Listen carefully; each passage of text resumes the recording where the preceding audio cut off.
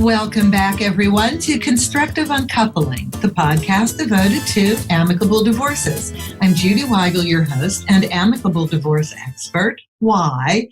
Because that's all I do, amicable divorces.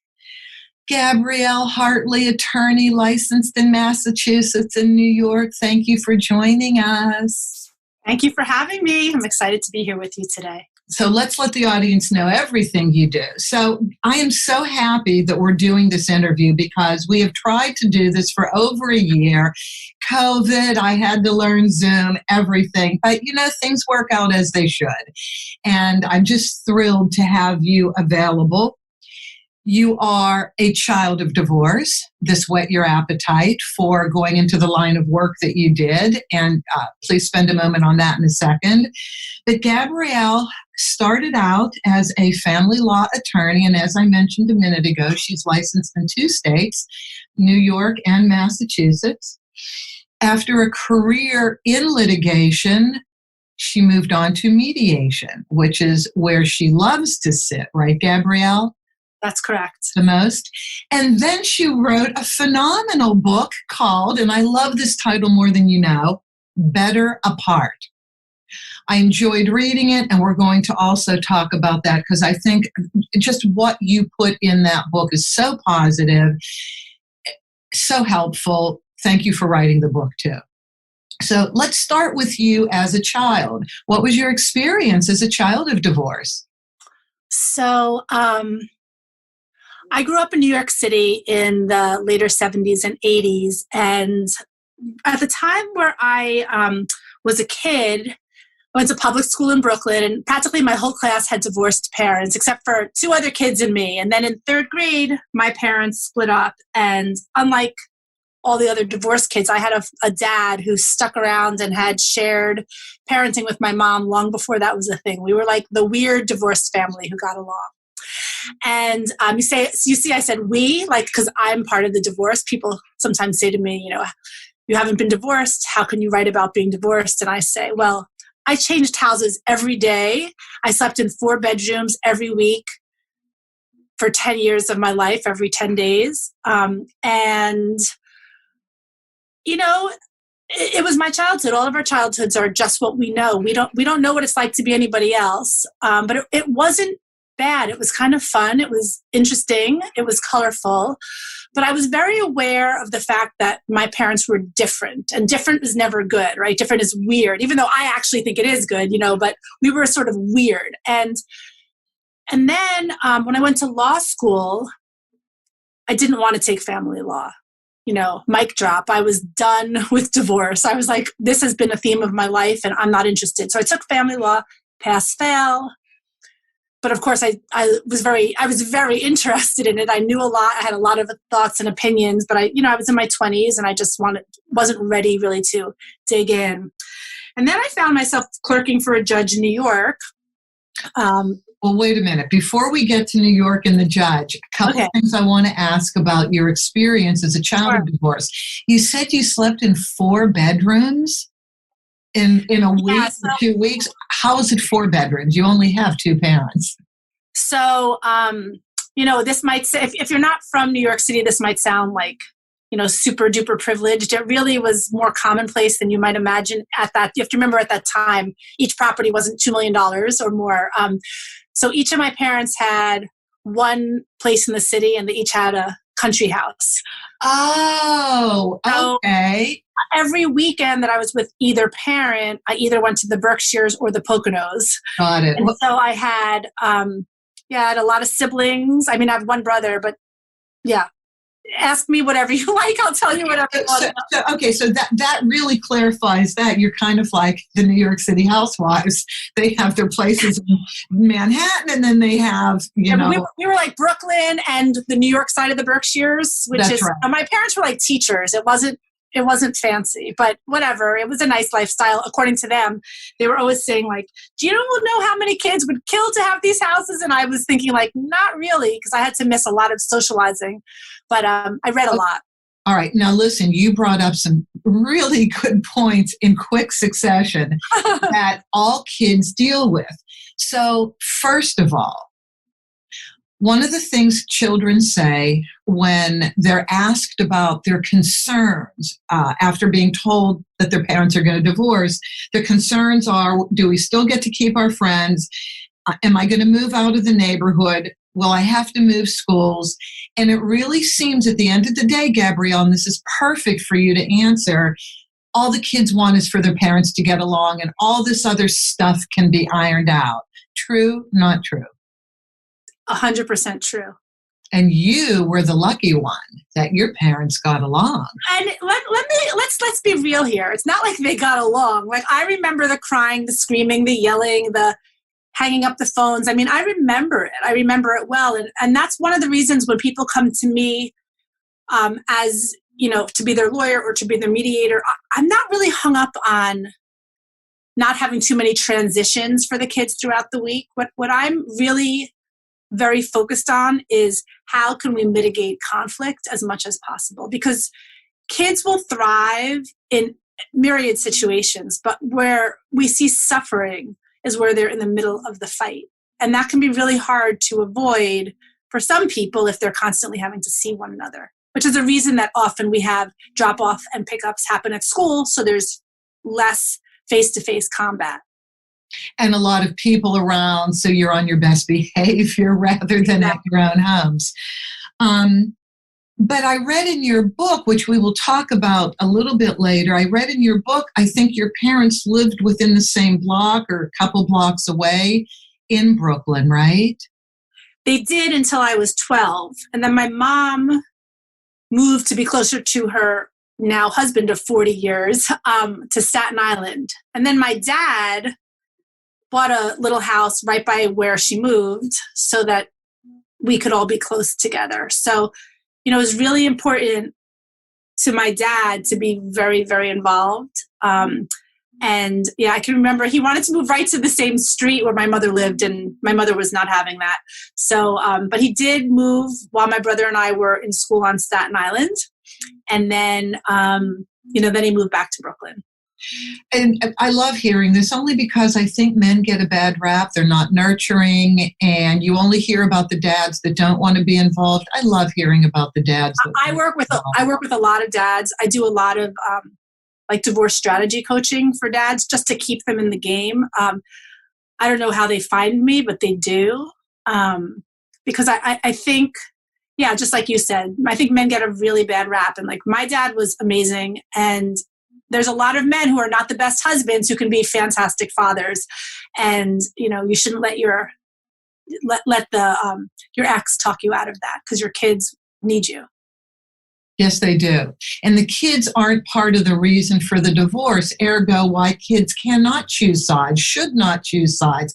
Parental alienation should never be part of the equation. It's just so hurtful. And hoping that you weren't part of that equation. Exactly. No, I mean, I feel very lucky. And that's what I was segueing into when I was talking about the judge, is I realized it wasn't until I worked for the judge that I realized how lucky I was. Like, I always thought, like, oh my God, my parents are so crazy.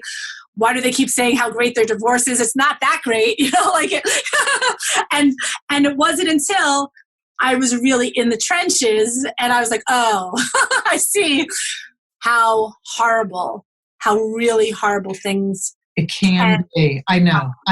It's so subjective what good and bad is. But before we leave you as a child of divorce, one last thing that you experienced, I believe, was blended family. Oh my gosh. Yes, absolutely. Can you speak to that a little bit? What are the challenges and the rewards? I mean, are we saying we're limiting this to a few minutes because we could have a whole podcast on this? So, you know, blended family, like from my perspective now as an adult, I'm really grateful that I have my stepsister who's as close to me as my closest first cousin. You know, like, we're really, really good friends. And people often thought we looked like twins. I met her when I was 10 and she was 11. And when she got divorced, she actually came and lived with me for a while before she got resituated and now married. But, you know, it's really hard. I was just thinking about how my dad had a girlfriend who lived with us whose ex wasn't really in the picture. And then when my stepsister person, the daughter who lived with us, she turned 16, and my dad threw her a sweet 16 party as though he were the dad. And I remember being a little bit like, it just felt weird. And I remember my father taking me aside and giving me a little talk. And I remember saying, oh, I don't care. It's fine. And it was fine. But I did feel a little bit like it was strange. And then, there's a lot of dynamics, like my stepsister lived mostly with her mother, and her mother had very different rules than my mother had, and very different spending. And so we were like the same age, and she had all these like clothes that my mom wouldn't let me get or buy for me. And she had a lot higher allowance than I had, and that irritated me. And my dad had a different girlfriend every 3 years, more or less. And I'd have these like Insta families, and they were all different, like races, religions, like a real array, and everyone had different rules and different expectations. So I was really involved with my friends and my schoolwork. Sort of like my escape was, I was like highly, highly functional. I was like, my friends used to kid with me that I was like a Reese Witherspoon in election, like, like president of the class, lead of the play. I just really was a high achieving, high performer. And I avoided a lot of it. I can remember my dad coming to my bedroom while everyone was outside doing whatever they were doing, and I was doing homework, and he would come in and say, all work and no play makes Gabrielle a dull girl. And I was like, get out. No, you were right. All work and maybe a little bit of play got you to be the enormously positive, high energy, hugely successful person who you are. And I am very lucky to meet you. I mean that. So you turned everything around. You used it for your own good. And I marvel at you, Gabrielle. I marvel at you. All right, now let's marvel at you in the courthouse. So fast forward to, you're done with law school, and now you're in the family law world. Tell us what you did. So I was lucky enough to clerk for Judge Jeffrey Sunshine, who is presently the chief administrative judge for the New York State Divorce Court. So he's sort of like in charge of matrimonial court, as it's called in New York, in the Supreme Court. And what I did with him, in addition to drafting preliminary drafts of his legal decisions, is I spent an enormous amount of time each and every day helping resolve trial-ready cases, meaning that they're literally about to have a full-blown trial, and cases that were just high conflict and they're in court with motions, meaning they go to court because they want some specific remedy by the judge. And so what my job was at that time was to sit with the two lawyers and the two parties and help them to come up with some kind of settlement, reasonable resolution that would help them to totally avoid all the aggravation, finances, making bad memories, blah, blah, blah, of trial. And so I did that for several years, day in and day out. And I loved it. I mean, it was really high pressure. It was really intense. At the time, I wouldn't say I loved it. I mean, I was good at it, but I wouldn't have said I loved it because it was a lot of stress. Because when you're at the courthouse, and see, you can shine an amazing window on what it's like in court for all of our listeners, because I don't think people understand the legal lane, so to speak, that judges have to work in to provide orders. They don't go emotional, they don't have a soft heart. They have requirements, correct? Yeah, and so, I mean, I always say, beware the stranger in black robes, right? Because they can only hear a really narrow set of facts. What you may think matters may not be legally relevant. I mean, if you can resolve things without going to court, you should. And the only piece of advice I would give you if you're listening is before you meet with a mediator, especially if your mediator is not a lawyer where you are mediating. Like if people from California hire me, I'm not a California lawyer. I don't know the law. I want you to come to me knowing what your rights are. I want you to know what's your best alternative if you go to court and what's your worst alternative when you go to court. Because from there, we have space. That's the container where you should be making your decisions. Completely agree. What I learned was that the courthouse literally stirs up like a vat all of the animosity, right? And there are so many rabbit holes for the lawyers to go down. And it's not even like they're thinking, oh, I'm going to have this fight because I'm going to make more money. They're just having the fight because that's how a lot of them define their job. Personally, being someone who grew up with divorced parents who stayed out of court, I'm so grateful that my parents didn't go to court. And I was never that kind of lawyer. I never enjoyed litigating. Other than academically, I mean, it was like fun, but the idea of crushing someone on the stand never really worked for me, because that person may be highly imperfect, but at the end of the day, I don't want to destroy somebody else's parent.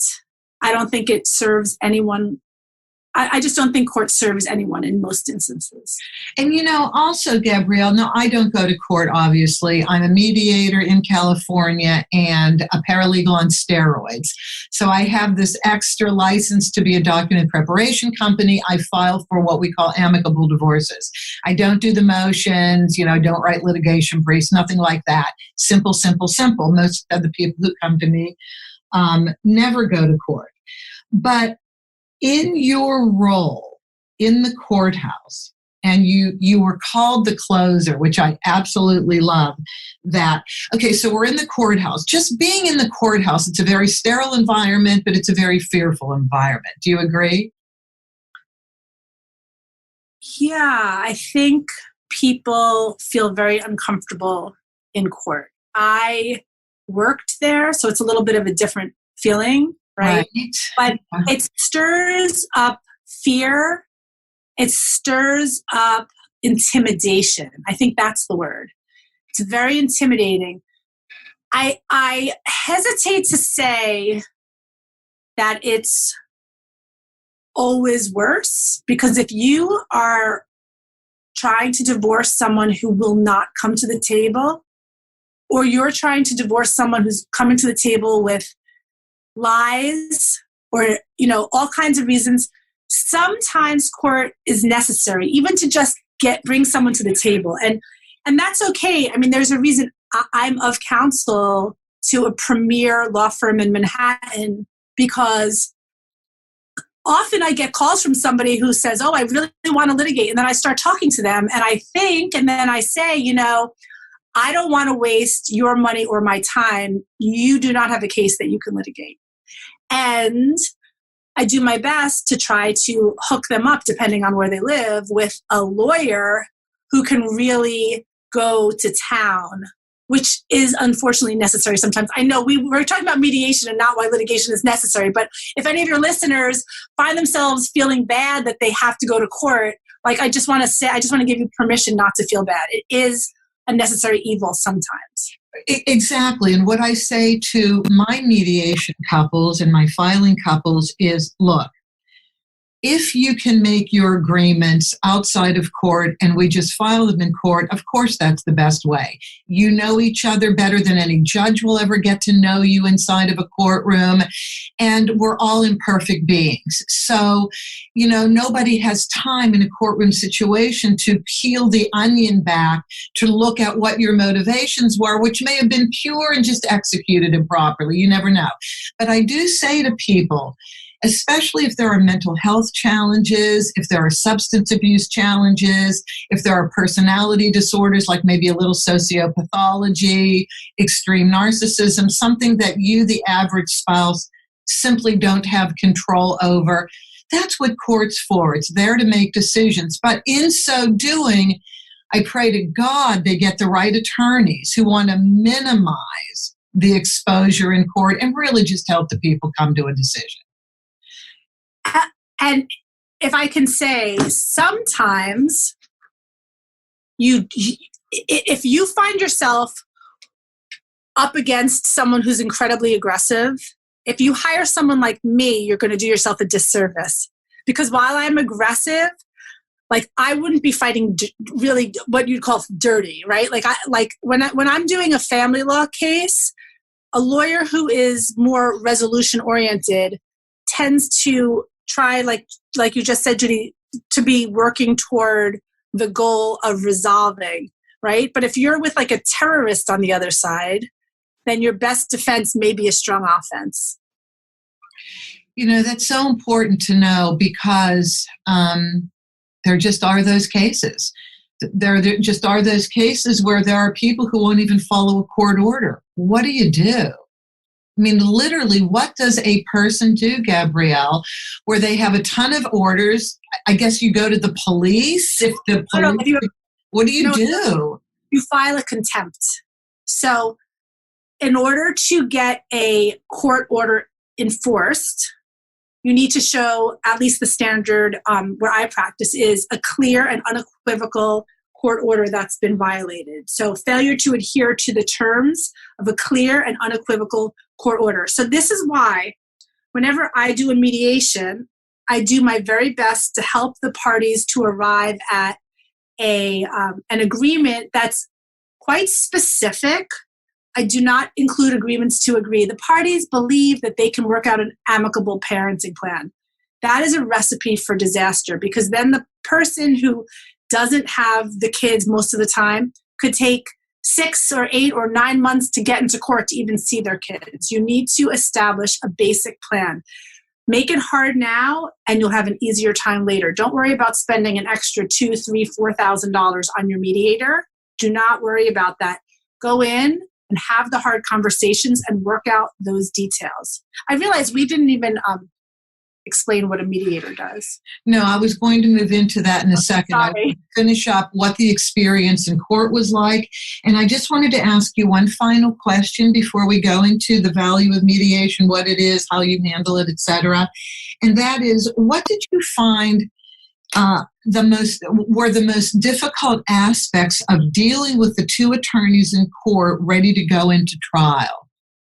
Oh my God, I loved it so much. I have to say, that is the kind of pressure that I really thrive under, like getting disparate people to come to agreement is sort of like my superpower. So I wouldn't say that was, that's something like, I always say I'm really bad at so many things, but unless you have a lawyer who's like a terrorist lawyer who just wants to try the case, in those cases, there's nothing to do. But, let's say out of every 100 lawyers, you only get a couple, less than a handful of lawyers who are like that.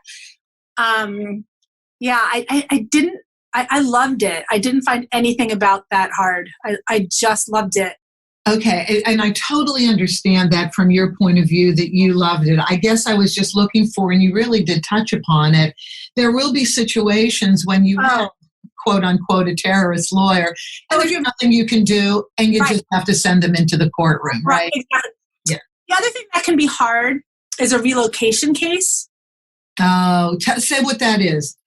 So like if someone, say like you live in California and your spouse wants to be a theater actress in Manhattan, and they want to go to Manhattan and they want to take the kid. Well, that's complicated. What are their, there's so many complicating factors around that, right? Like, what are their hours going to be? How are they going to take care of the kid? And you're moving across the country. I mean, there are issues that are really hard to resolve. And most of the relocation cases that I've been involved in have been East to West Coast relocations. And oftentimes it's because people are in theater, in movies, or they're writers for movies.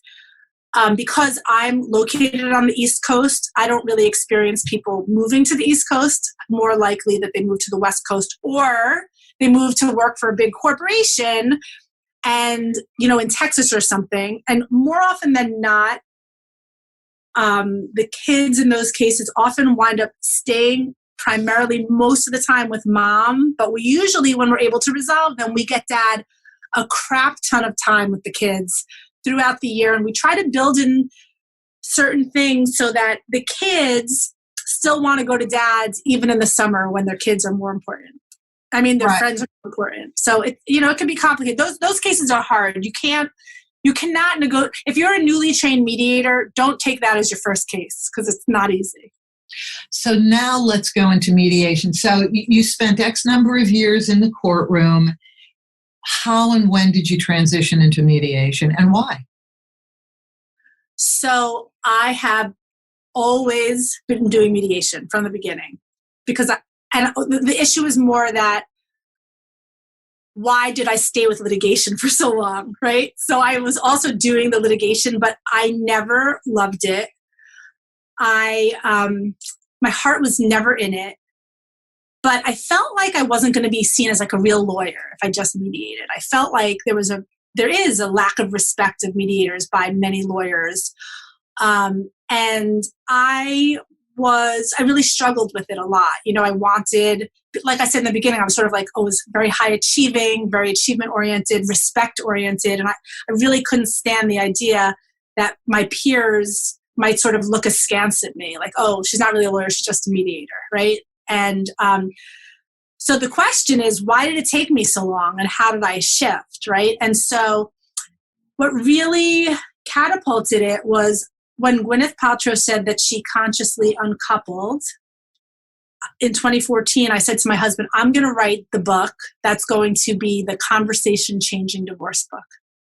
And I'm going to get a big publisher to publish it, and I'm going to get Gwyneth Paltrow's endorsement on the front cover. And I know you guys can't see me because we're not on video, but here's my book, Better Apart, The Radically Positive Way to Separate, which Harper Wave, which is a subsidiary of HarperCollins, put out. And Gwyneth says, potent, accessible tools for you and your family's future.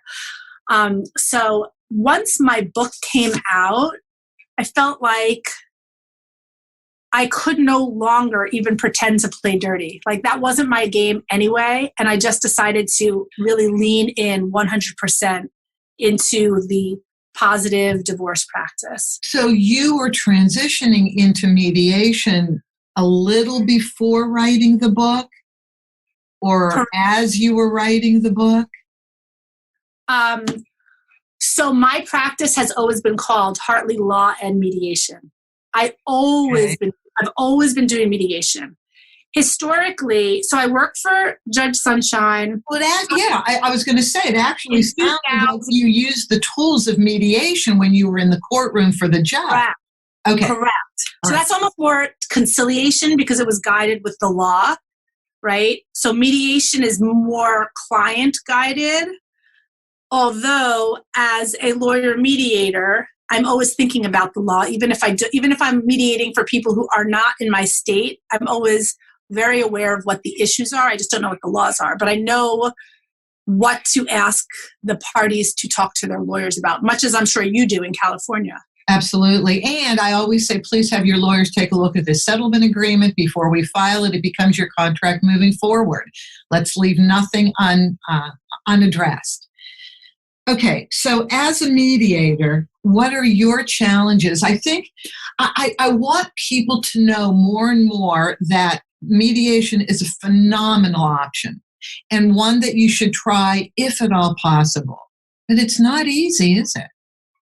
So mediation is where you hire a third party, neutral, impartial person to help you and your spouse or ex-spouse to navigate either issues or your total case.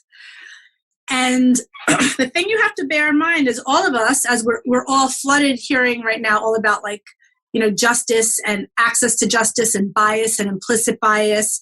Your mediator, like your judge, they're just a person. They are going to have certain biases, right? And these days, most mediators are aware of that. We're constantly getting educated in that. I'm very involved in the American Bar Association mediation section. And in fact, this week I co-chaired the mediation week, and it was all about access to justice, where we were talking a lot about diversity. And it's not just diversity, Black, white, Asian, whatever. It's not just ethnic or gender, but it's also, socioeconomic. It is also physical impairments. There's so many different things. And this person who you're hiring is charged with being impartial and with helping you to get to the finish line of reaching a reasonable resolution that you and your spouse and your family can live with as you go forward. So what is so difficult about mediation is that you have to stay at the table. And sometimes sitting at the table is hard. Sometimes you're going to want to take a glass of water and toss it at your ex because they're saying things that aren't true. Sometimes your mediator is going to feel like they heard what the other side had to say and not what you had to say.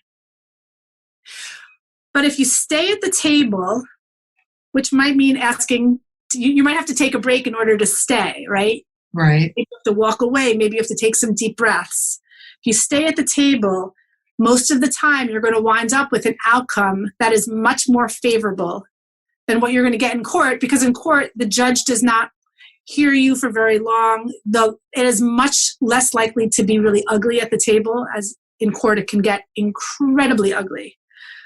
How does it get uglier in court than people fighting in a mediation room?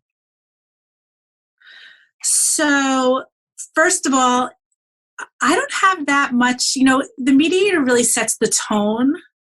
So the mediation room should really be an environment where the talking is a bit controlled. People are instructed in the beginning to take turns speaking. I will pause the mediation if people are talking over each other. It is true that sometimes people will try in the mediation to start rehashing things that happened in the marriage.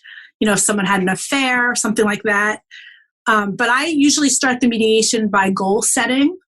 That way, when we start to get off track, we can come back to the goal and get people back on the path for why they hired me to start with. In court, it's just mudslinging like a ugly political, like a campaign, really. That's what it's like. It's like a campaign for custody, a campaign for alimony. It's a whole other level. You cannot imagine how ugly things get. Lawyers are like playing a game of basketball. They're just trying to win. 9 out of 10 lawyers are literally going into court to get you the kids, get you the money, save you the money. They're not there to create a healthy path forward. So, I personally think well said.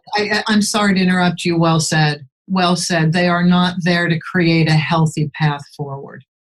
That's just not what their charge is. See, I would say, when you're in law school, you are taught that you have to be a zealous advocate. Okay. What I would say is that in family law, zealous advocacy takes on a different meaning, because I think that if you are not zealously advocating for the family, whatever that reconfigured family is, I would say that you are causing maybe unintended collateral damage, but collateral damage nonetheless. And that, again, that's why I wrote Better Apart, because I really wanted to empower people to keep being positive, to engage their inner agency, to become stronger, to become more mindful of their decisions, to step away from the blame game and enter into a space where there's clarity so that they can make better decisions, whether it be in court, in mediation, or well after the ink is dry on their divorce.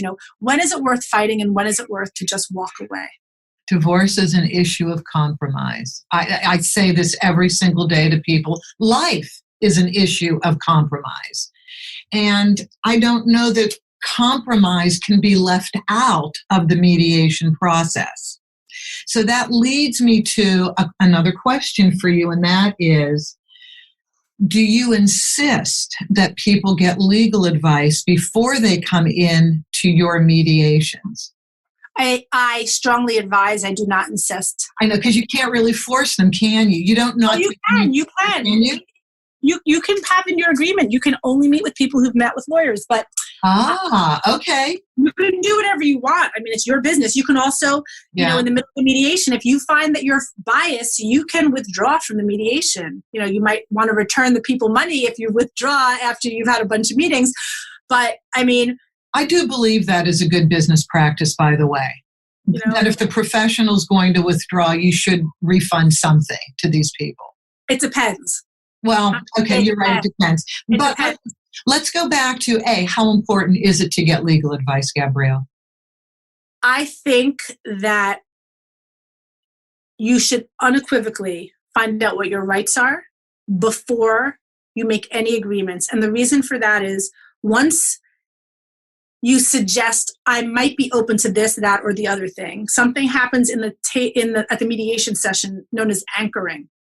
People will start to think that that is on the table. If you offer something that is outside the realm of what you're really going to be willing to give, good luck pulling it back. You're going to find yourself thrown into court when you could have just avoided that by holding your tongue a little bit longer until you really figured out what you wanted, knowing all the facts and circumstances. Now, some people do not care about the law.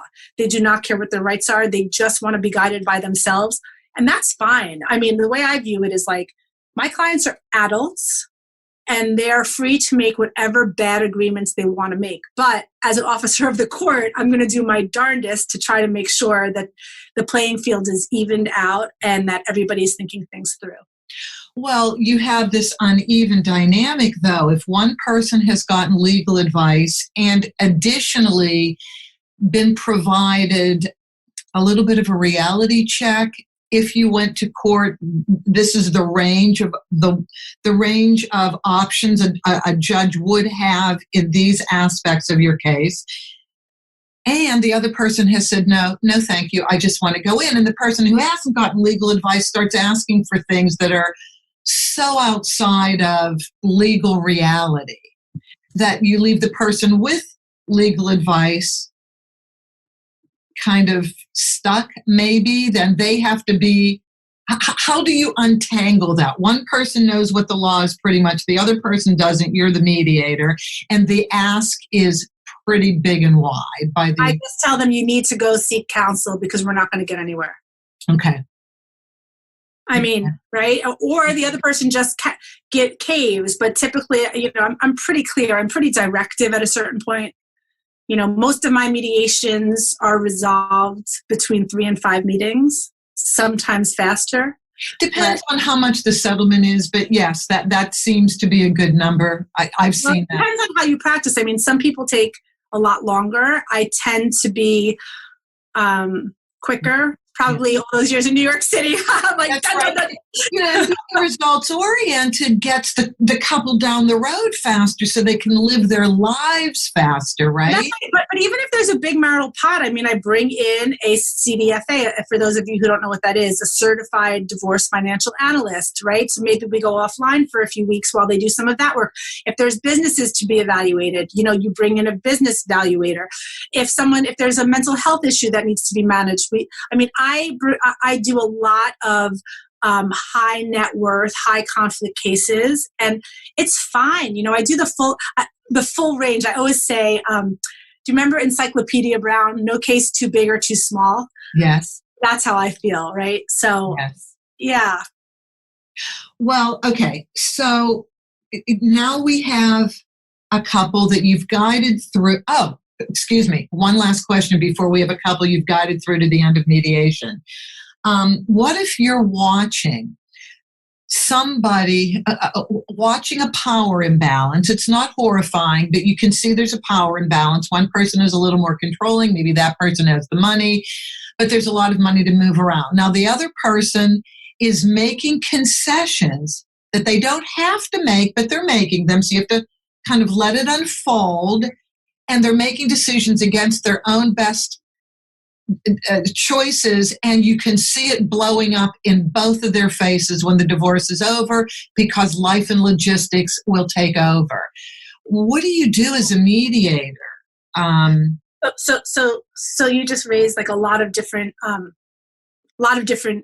issues, right? So a case that's going to blow up in both of their faces, that's an easy one, right? You just say, you guys, I understand you've done a lot of work together. This is wonderful. This is amazing. Give them a lot of, positive reinforcement. Yes. And let them know what the pitfalls are potentially. And get those parties. I've got cases like this right now, in live time. You get them to a lawyer, you caucus them. You take each into a separate room. Now, sometimes that's hard because, you're mediating online and the people are still living together, so there is no privacy. So you can't have those private conversations. I like having the ability to have caucus. I get a lot done in one room, enabling somebody. Yes. They might be afraid to talk about something in front of the other party. Right. There's a lot of different ways to do this, but I do feel like I do my best to balance the power in the room. It is not, though, the mediator's job to do that. You need to figure out, if you're hiring a mediator, you need to make sure you go to somebody whose brand of mediating works for you. Some mediators are entirely neutral, I think, to a fault sometimes, because then as a lawyer, I get the agreements and they're a mess, or they don't address the law at all. I don't even know if they even bring up that there is a law. And I don't think it's their responsibility. Like, strictly speaking, that is not the job of the mediator. They need to alert the parties to the issues. But like, how much? If you go to a non-lawyer mediator, I think there's even a lower threshold of what their responsibility is. Again, depending where you live, depending if there's like Gabrielle, I'm a non-lawyer mediator, and I'm very acutely aware of it. Right. And when something comes up in a mediation, I do not want to quote law, because then you can lose your neutrality, because the law will favor one person over the other, and you never want to put yourself in that position. So what I do is I say, well, on this particular point, before you close on resolution, I think you should ask your attorneys to clarify a few things for you, so that if you still want to make this decision, it's with informed consent. Another good phrase, right? Exactly. And that's what I would do too. 100%. And then there are different styles of mediation. There's a more directive style. Would you speak to that? And only real attorneys can do directive and what we call narrative, correct?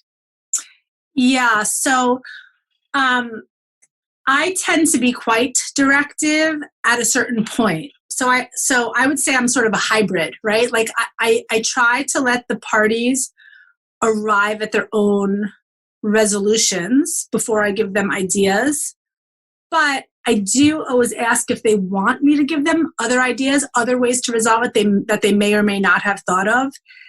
And if there's a problem with their ideas, or if they're really stuck, I will chime in.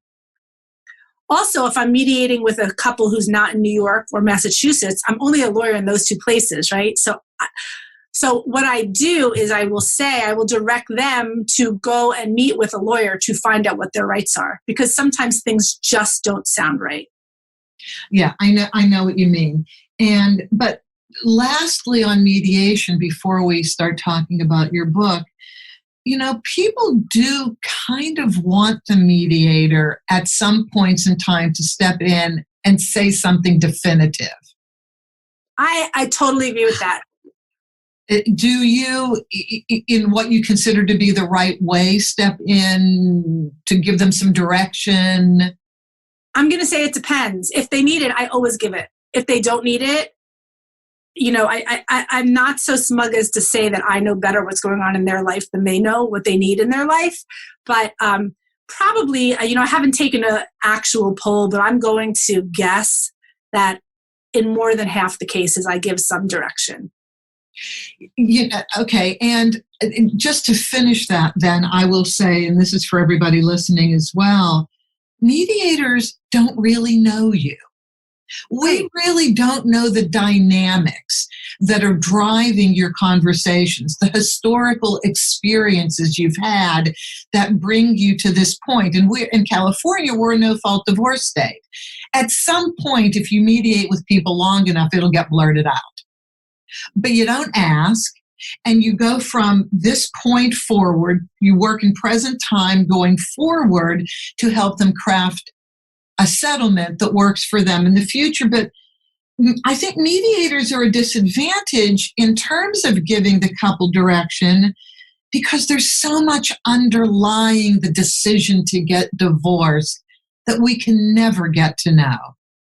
And if we step on that emotional landmine incorrectly, it can blow up in everybody's face, can it not? Absolutely. Let's go to Better Apart. And we may have to do a second interview, Gabrielle, because there's so much in this book that we'll never get to talk about in the next 8 to 10 minutes. But Better Apart, you can buy it on Amazon. You wrote it in, when did you say, 2016, 18? It came out in 19. It came out in 19. Okay.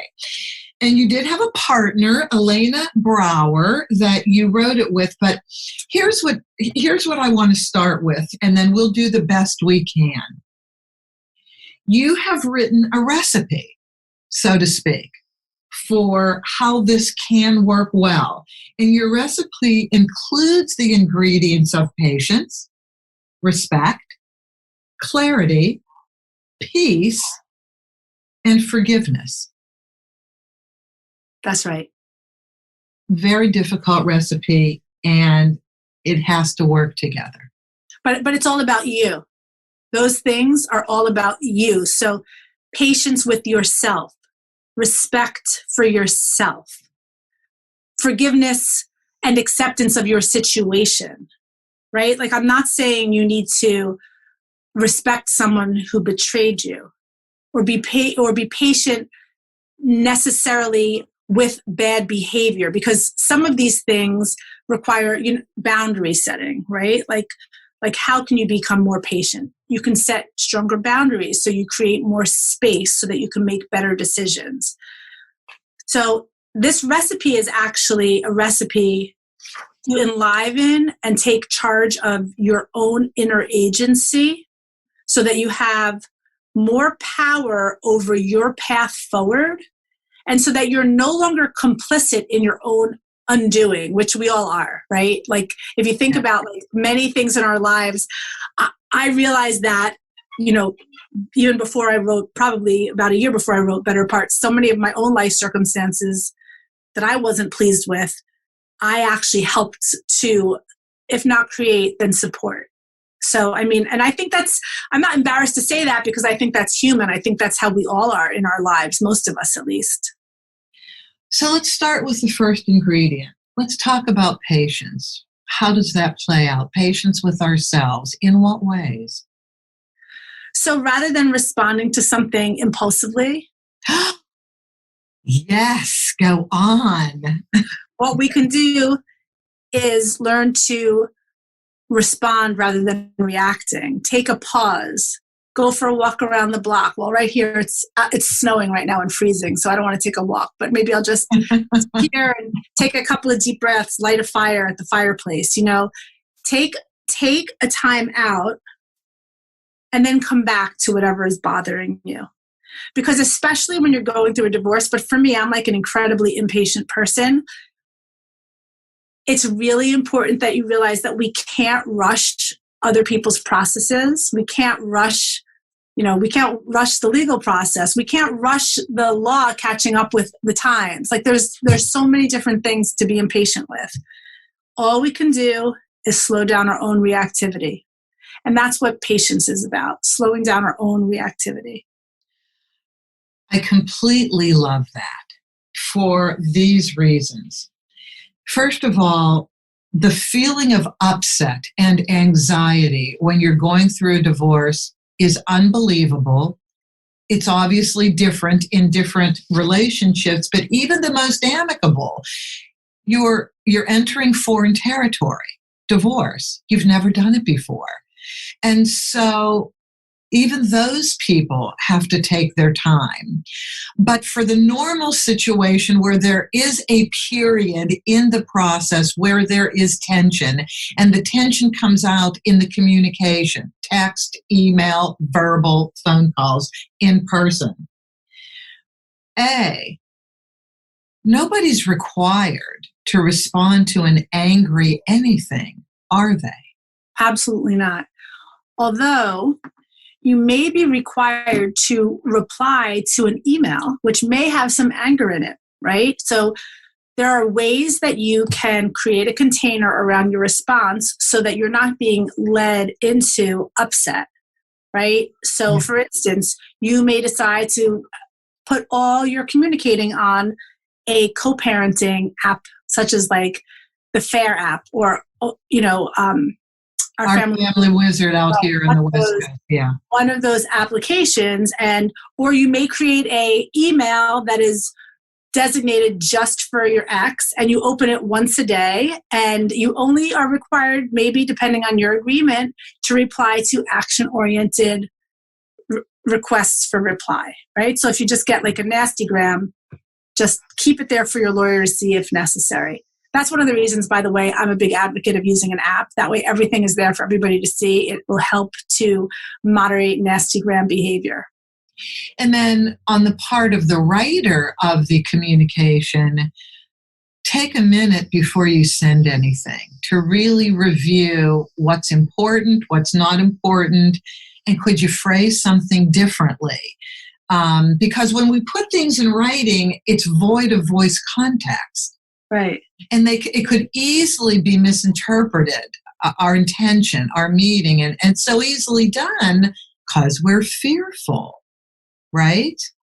Absolutely. Yeah. Or sad or insecure or scared, the whole suite of emotions that we experience.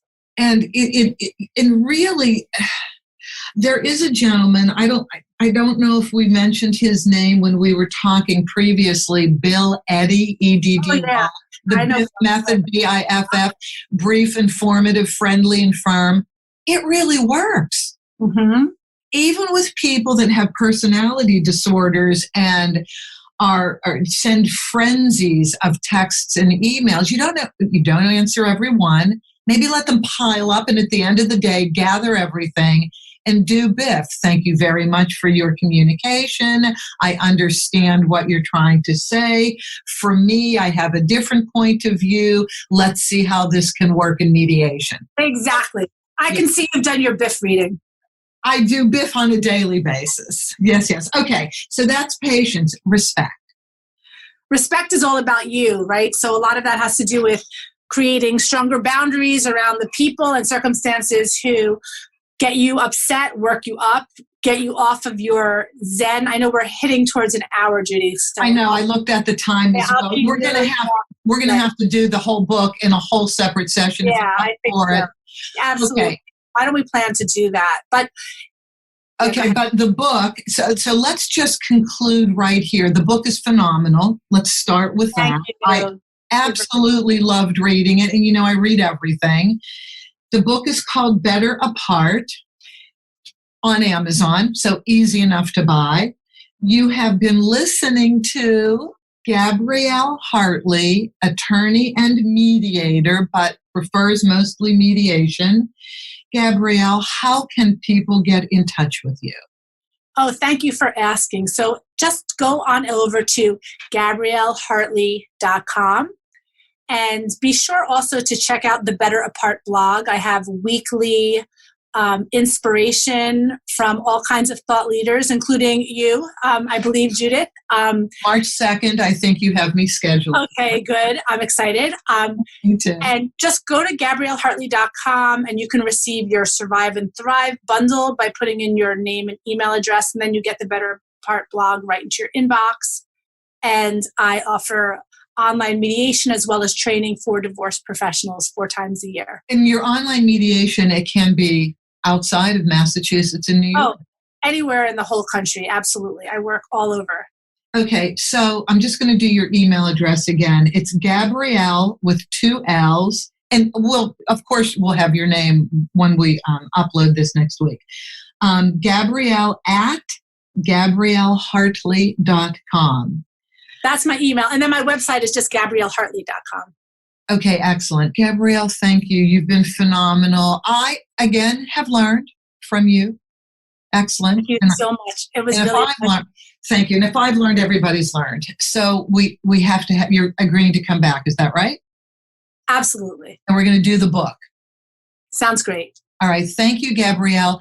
And thank you, everybody, for listening. I really appreciate the time you take and the interest that you take in educating yourself about divorce and your options to the most amicable end. I'm Judith Weigel, your host. You can reach me at Judy at constructiveuncoupling.com, Judy at constructiveuncoupling.com. Tell your friends, subscribe to the podcast, and have an amicable week. We will see you next week. Take care.